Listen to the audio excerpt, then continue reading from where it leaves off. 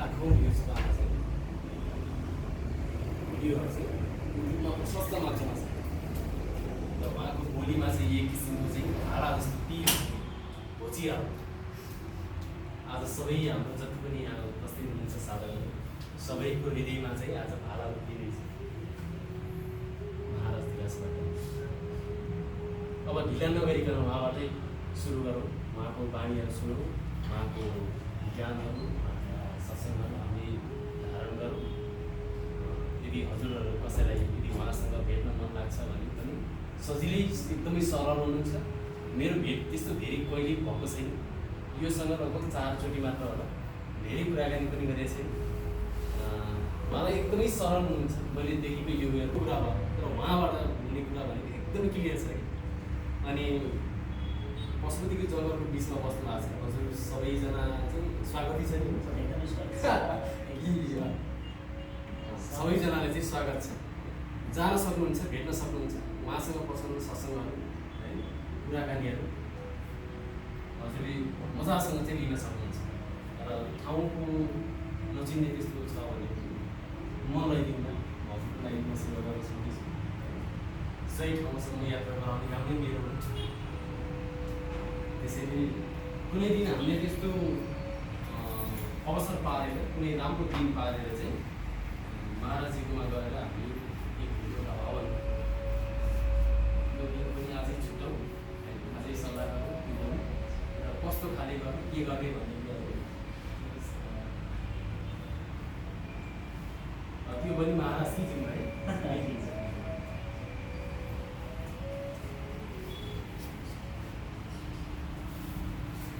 वैदिक सत्य सनातन सम्बन्धमा उहाँले चाहिँ धेरै कुराहरू आज भन्नुहुन्छ जुन चाहिँ हामी पहिले पनि पश्चिमको कुराहरू चाहिँ मानिरहेको छौँ, पश्चिमसँगै चाहिँ धेरै आबद्ध छौँ। हाम्रो मेन्टालिटी नै त्यस्तै छ, अरू विदेशी मान्छेबाट हाम्रो दिमाग घुट्ने काम भइरहेछ है, अरूबाट सञ्चालित छौँ हामी।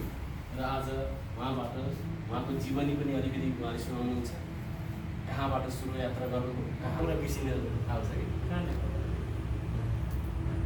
कि यो के भन्छ गौरीघाट हजुर जानुभएको छ क्या?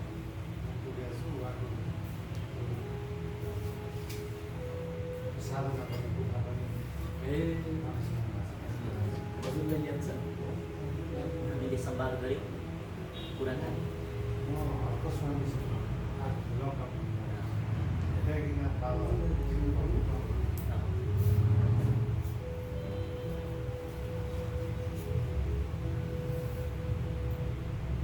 तार जोड्नु आवाजको लागि अरूलाई अवस्था हुन्छ जस्तो छ। जोडे जोडेको लागि अरूलाई दुःखाउने काम गर्नु।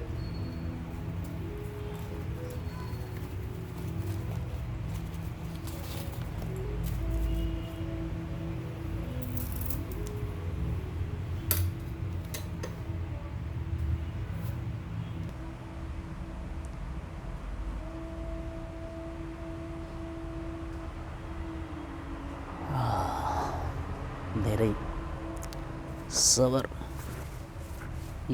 यो गुरुको चरणमा राखिदिउँ पहिला त्यहाँ है। मैले त्यहाँ माला लिएर आउँछु भने भेटेन बाटोमा कि त्यही चरणमै राखिदिउँ।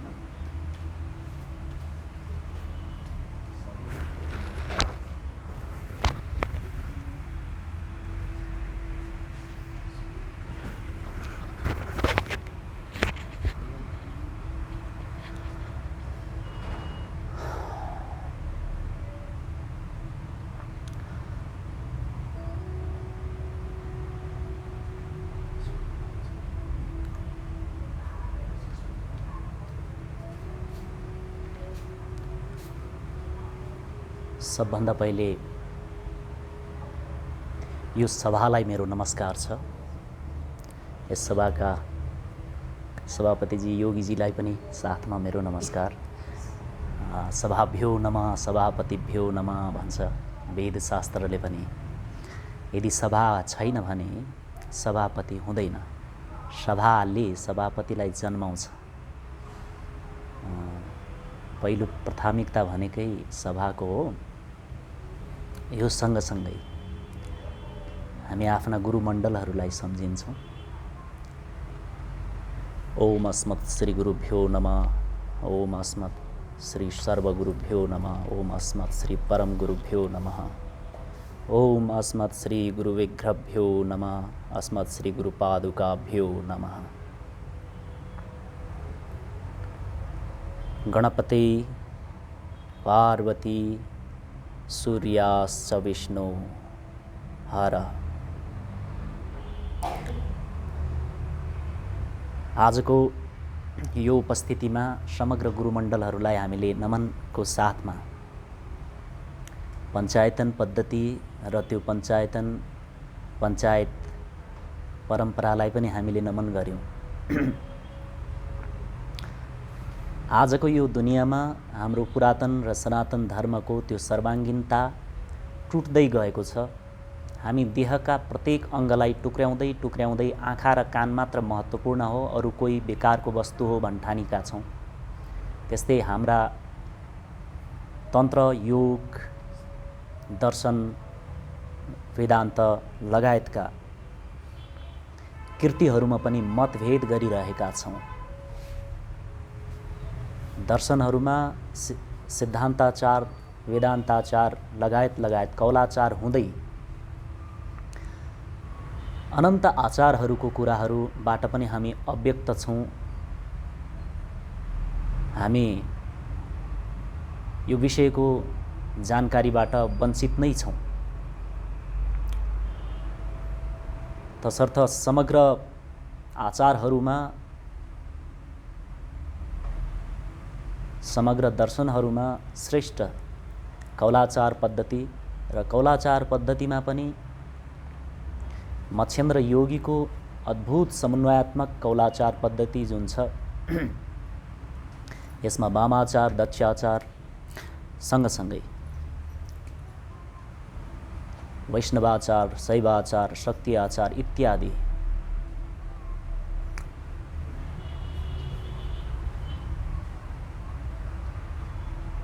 त पञ्चायतन पद्धति भनेको हामीले सुरुमा बुझ्नुपर्ने कुरा छ। पञ्चरात्र लगायत दर्शनहरूले पनि यो के प्रश्न तुल्याउँछ भने अनन्त कल्पहरूमा हाम्रो ऋषिहरूमा र हाम्रा योगीहरूमा एक प्रकारको भ्रम आउन पुग्छ।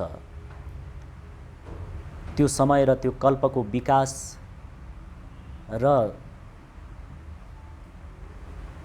त्यो समयको उन्नतिलाई प्राथमिकता दिएर पुरातन पद्धतिलाई यो पूर्ण जङ्गलीपना हो, यो निकम्मापना हो भनेर दुत्कार्ने, लत्याउने कामहरू भएको हुन्छ। यसमा प्रथम दक्ष प्रजापतिले शिवलाई वन मान्छे, र्याउटे अथवा कोचे मेचे भनेर हेप्छ। त्यस्तै पछिल्लो समयमा पनि 9 जना योगीहरूले भगवान सदाशिवलाई योगी होइन, देवता पनि होइन भनेर एउटा विशाल यज्ञको अनुष्ठानको तयारी गर्छन् र त्यसमा पनि दोस्रो पटक यो सृष्टिको प्रथम कल्पको कुरा हुन्छ। यहाँ शिवलाई पुनः देवता र योगी नमान्ने ऋषिहरूको सङ्कल्पलाई लिएर एउटा द्वन्द्व हुन्छ, जहाँ समग्र शिवसेनाहरू परास्त हुन्छन् र त्यसपछि भैरवगण लगायत पनि परास्त भइसकेपछि स्वयं शिवाश्च विभक्तौ मष्ट महेश्वर महाइष्टानां मष्टः मैठानां महिषः। महिष अथवा मष्टको कई परिभाषाहरू छ। पश्चिमको भाषा, पश्चिमको मानव अथवा पश्चिमका नेपाली समाजहरूको समुदायमा मैठ भन्ने शब्द धेरै पनि हो। मैथ, थ पनि प्रयोग हुन्छ, ठ पनि प्रयोग हुन्छ। सबैले थको ठाउँमा थ प्रयोग गर्छन्, अधिक धेरै। मैथ भनेको धेरै। मण्डल, मष्टमण्डल, त मष्टमण्डलको दुईटा विशेष खालको मण्डल छ। त्यसमा हजारौँ मण्डलहरू समायोजित भएका छन्। जसरी नेपाली सेनामा समग्र गुण तपाईँको गुल्मा, गण र पितर्ण समायोजित भए जस्तै मष्टोमण्डलमा इन्द्रादिका छोरा 12 जना, 12 भाइ मष्टो र स्वयं शिव आफ्नो स्वरूपलाई 18 भागमा विभाजित गरेर विराट सैन्य, एउटा विशेष खालको कहीँ पनि परास्त नहुने कमान्डो तयार हुन्छ। त्यो मष्टोमण्डल हो। यसको अनन्त कल्प कुन कल्प हो हामीले सायद यसलाई निर्णय गर्न सकेका छैनौँ। समय काल निर्णय गर्न सकेका छैनौँ। दर्शनमा पनि त्यस्तो खालको किंवदन्तीको परम्परालाई प्रमाणित रूपमा लेख्ने परम्परा टुटेका छन्। हजारौँ गाथाहरू छुटेका छन्। गणपति र व्यासले केही जोड्ने, केही लेख्ने कोसिस गरे तापनि त्योभन्दा पहिलेका इतिहासहरू पनि अव्यक्त छन्। त्यसमध्ये मष्टोको परम्परा हो। यो मष्टोको परम्परा मुगलको त्यो महान योगी अथवा योद्धा, अब हामीले भन्दा यो कुरा कति अपाच्य पनि हुन सक्छ, गङ्गेज हान ऊ मुसलमान होइन। उसको पछिल्लो पुस्ता कतै मुसलमान प्रेमिकाबाट त्यो मुस्लिम धर्मप्रति आकर्षित भएर मुस्लिम भएको, कतै त्यहाँका राजा बादशाह र योद्धाहरूबाट आकर्षित भएर मुसलमान भएको, मुगलहरू मुसलमान भएको इतिहास पछिको हो। त माङ भनेको देउता, देउताका सन्तानहरू हुन् उनीहरू पनि र हामी पनि। त आज मङ्गोल अर्गनाइजेसन इत्यादि भनेर देशमा एक प्रकारको उत्पात मचाइराखेको पनि देखिन्छ। उहाँहरूसँग पनि माङ र मङ्गल भन्ने विषयको परिभाषा सही छैन। विद्वानहरू आफै पनि जुधिरहनु भएको छ। जसमा अहिलेको कुलपतिजी हुनुहुन्छ, कैदीजी हुनुहुन्छ, उहाँहरू आफै जुझ्नुहुन्छ 12 र 13, 18 को विषयमा। मष्टोका करोडौँ नाम छन्। मेरो आफ्नो पदयात्राले अनुभव गरेको मष्टोको करोडौँ नाम छन्। त मष्टो भनेको सदाशिव हो। समग्र इष्टहरूको पनि इष्ट सदाशिवको त्यो परम्परा, कौलाचार परम्परा हाम्रो देशमा आज एक यस्तो शक्ति जसलाई हामीले अव्यक्त रूपमा अनादिकालदेखि ल्याउँदै आएका छौँ। यो कुनै मन्दिर, कुनै मठ र कुनै गुरु परम्पराले विशेष गरेर सम्हाली ल्याएको नभए तापनि एउटा यस्तो लापरवाही अथवा यस्तो नदेखा गरेर आए पनि यो अटुट रूपमा आएको शक्ति हो। यो शक्तिलाई तपाईहरूले परिभाषा धेरै दिन सक्नुहुन्छ। कतै रेखीको शक्ति पनि भन्न सक्नुहुन्छ, कतै षट्चक्रको शक्ति पनि भन्न सक्नुहुन्छ, कतै मर्मबिन्दुको जागरण पनि भन्न सक्नुहुन्छ। यसलाई परिभाषा धेरै तरिकाले दिन सकिन्छ। वैज्ञानिक, प्रयोगात्मक र सामाजिक आस्थालाई साथमा लिएर यो शक्तिलाई हामीले बुझ्न सक्छौँ। सनातन धर्मको जुन सर्वाङ्गीन पक्ष छ, ती पक्षहरू टुट्दै गएर आज हामी ध्वस्त भएका छौँ।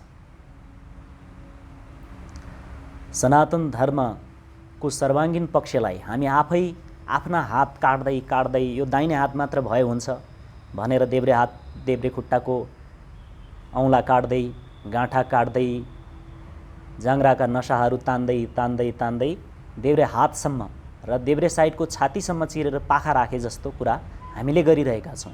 हाम्रा धर्माचार्यहरू, जसमा अनेकौँ धर्माचार्यहरू जसले आफूलाई जगद्गुरुसम्म पनि घोषणा गर्नुभयो, उहाँहरूले पनि एउटा निश्चित मर्मबिन्दुलाई मात्र प्राथमिकता दिएर 72,000 भन्दा अधिक मर्मबिन्दुहरूलाई व्यवस्था गरेर शरीरलाई रुग्ण बनाए जस्तो व्यवहार गरेर समाजमा पन्थ र सम्प्रदाय स्थापना गरेर जानुभयो। सनातन धर्मको सर्वाङ्गीन पक्ष र सनातन धर्मको त्यो व्यापकतालाई केही लसुन प्याजको सिद्धान्त र मतमा ध्वस्त बनाएर जानुभएको छ। यसबाट तपाईँ हामी उठ्नु जरुरी छ। समग्र पृथ्वी मात्र होइन, यो समग्र प्राकृत अथवा प्रकृति र पराशक्तिको जो व्यवस्था छ, त्यो व्यवस्था पनि, पशु प्राणीको कुरा नगरौँ, समग्र नर बलिले चल्दै आएको छ। यी कुरामा लाग्यौँ भने हामीले सनातन धर्मको र समाजको सही सुव्यवस्था, त्यहाँका 3 गुण र चतुर्वर्णको व्यवस्थालाई बुझ्न सक्दैनौँ। हामीले पूर्ण रूपमा यो समाज अथवा यो अस्तित्वको दुनियाँलाई पूर्ण सात्विक पनि बनाउन सक्दैनौँ, पूर्ण तामस पनि बनाउन सक्दैनौँ। यो लक्ष्य नै होइन हाम्रो, वास्तवमा बोधको मात्र लक्ष्य हो। न कि हामीले सात्विकताको अन्त्य गर्नु हो, न कि हाम्रो तामसताको प्रारम्भ गर्नु हो। यो केही पनि हाम्रो उत्तरदायित्व होइन।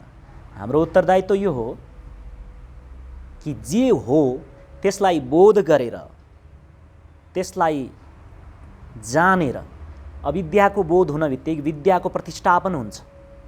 त हामीमा भएको तमोगुण र रजोगुण यो शाश्वत छ। कबीर जस्तो महापुरुषले पनि भन्नुभयो, मन मर्यो न माया मर्यो, मरी मरी गयो शरीर। हामीले जीवनमा त्यो मायालाई मार्ने षड्यन्त्र गर्दै गर्दै गर्दै गर्दै गर्दै गर्दै यो पवित्र र यो आश्चर्य लाग्दो जीवनको उपहारलाई नै नष्ट गरेका हुन्छौँ। पराशक्ति, प्रकृति त्रिगुणले युक्त छन्, यो कदापि नासिनेवाली छैनन्। यिनलाई सनातनी भनेर भनेको छ। भगवतीको अर्ध श्लोकले प्रकृति पराशक्तिलाई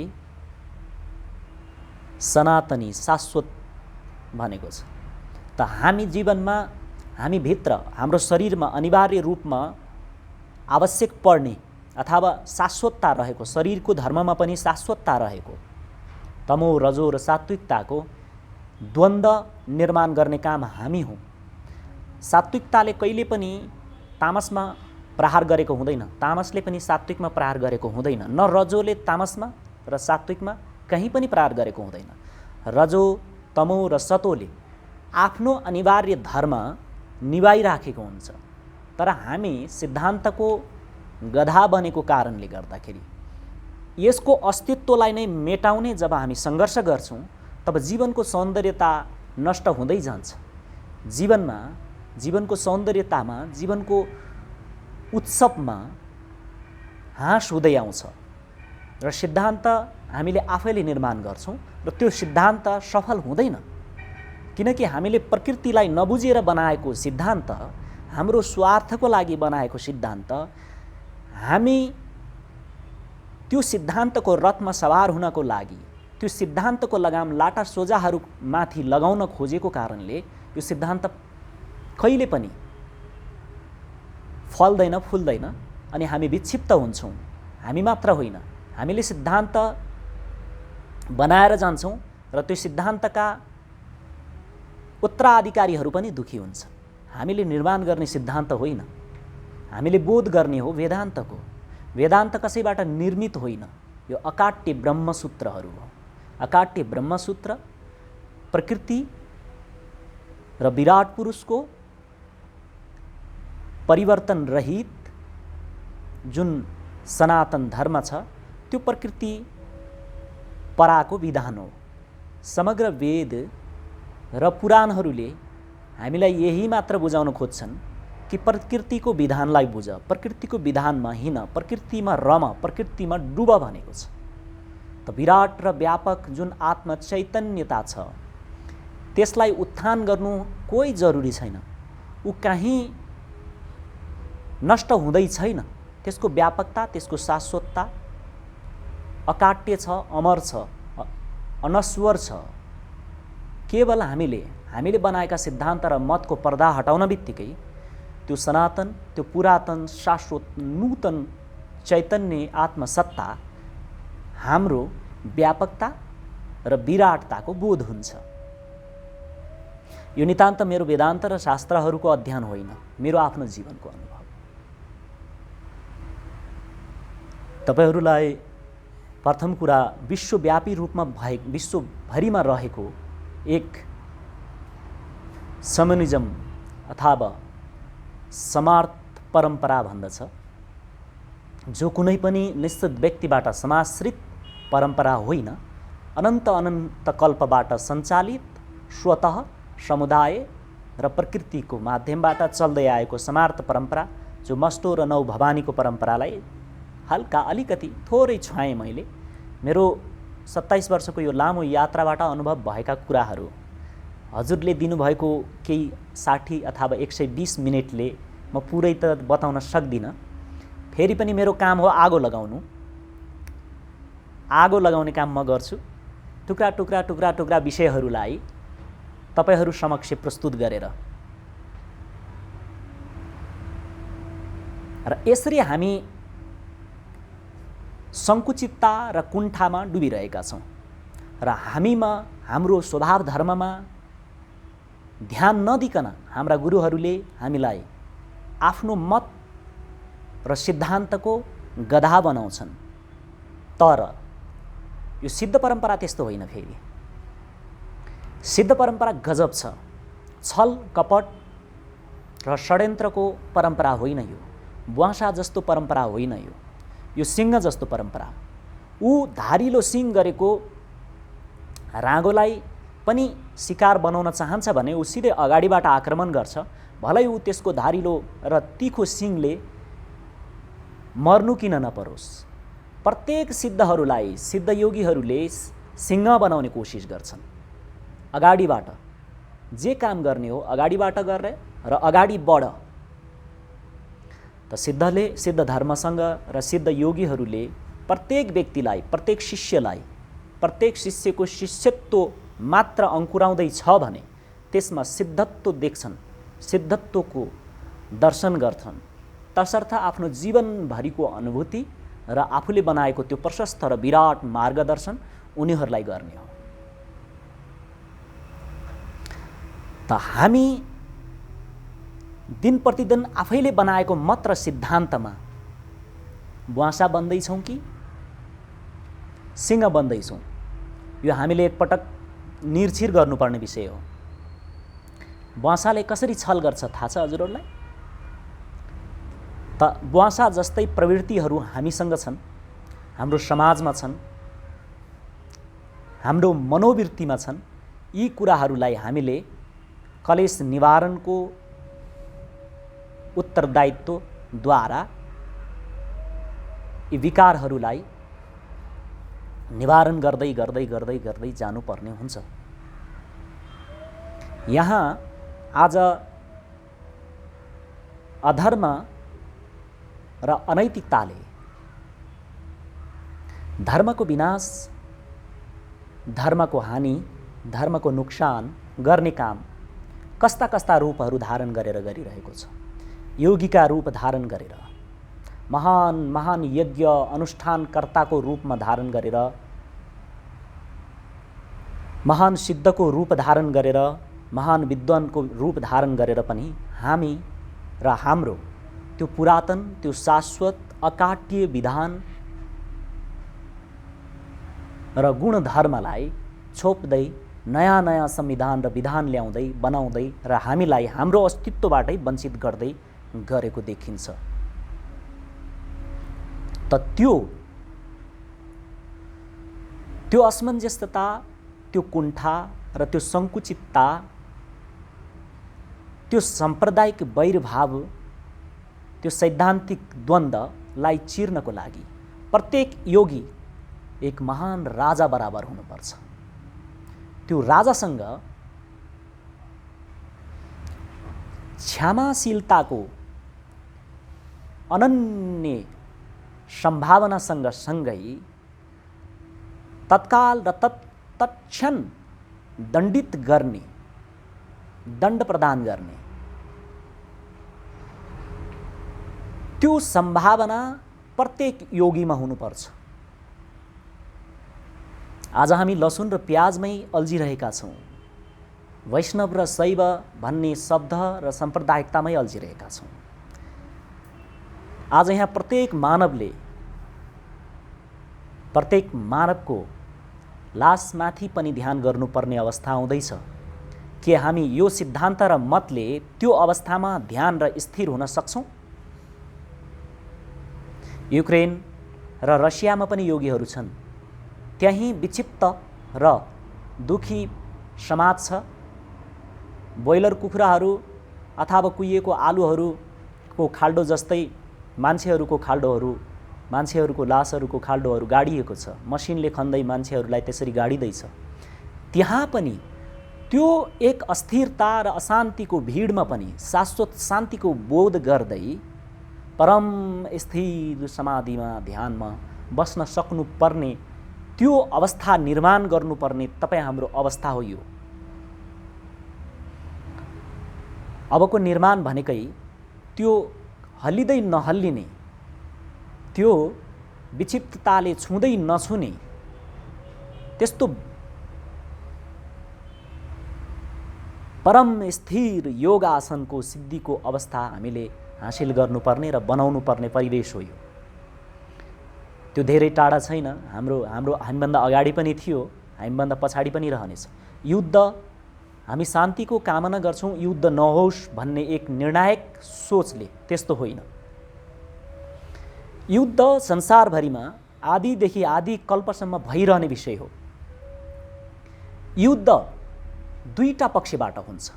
एक शान्तिको जडो उखाल्ने काम गर्नेवाला युद्ध हुन्छ, अर्को युद्धको पक्ष हुन्छ शान्तिको जडा गाड्ने र अशान्तिको जडो उखाल्ने।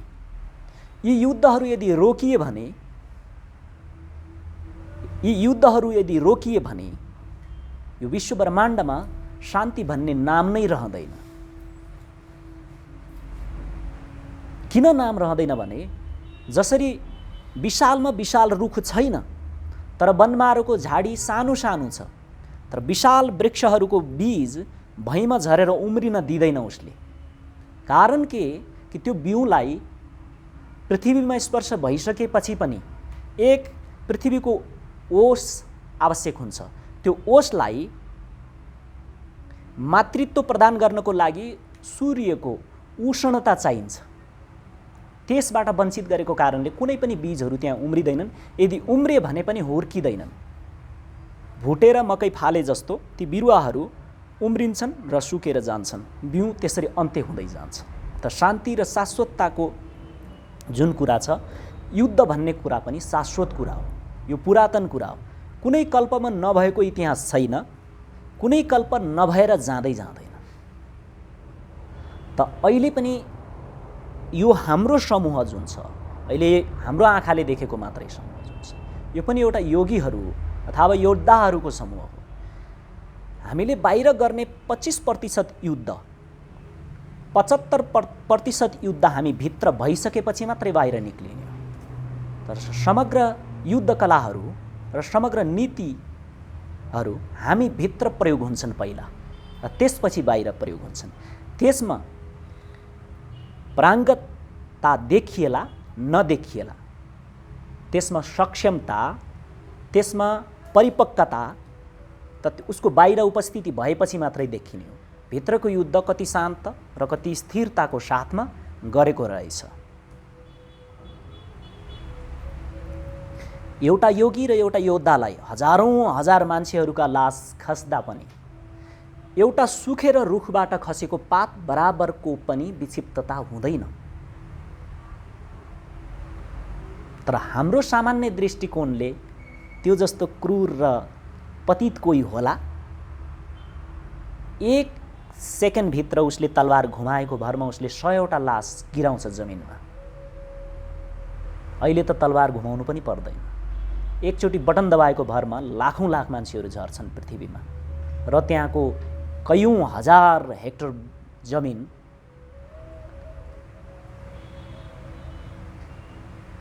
जमिनको जुन स्वधर्म हो त्यो धर्मबाट पर भइसकेको हुन्छ।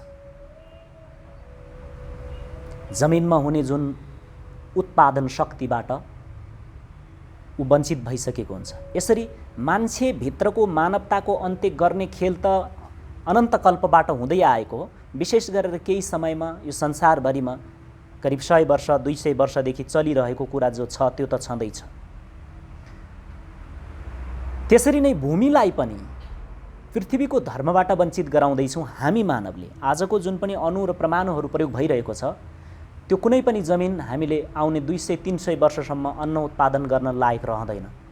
त्यसैले जर्मनले या जापानले त्यहाँको देशको सारा माटो माथि पनि अर्को देशबाट माटो किनेर ल्याएर ऊ आफू अहिले केही खेतीमा अग्रसर भएको भन्ने कुराहरू इतिहासमा सुन्न पाइन्छ। त्यसरी नै हाम्रो हृदयस्थल पनि, हाम्रो मस्तिष्क पनि त्यसरी नै आँतविहीन जमिन जस्तो भइसकेको छ।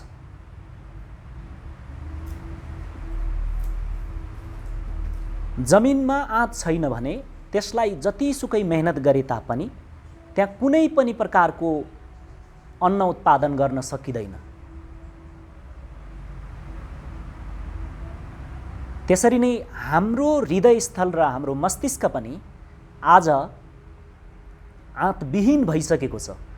यसलाई झन्डै झन्डै अर्को देशबाट माटो किनेर ल्याएर खेती गर्नुपर्ने जस्तो परिवेशमा चाहिँ पुगेको छैन। बन्जर चाहिँ भएको हो। त्यसैले गर्दा एउटा गौरवको विषय यो छ कि यो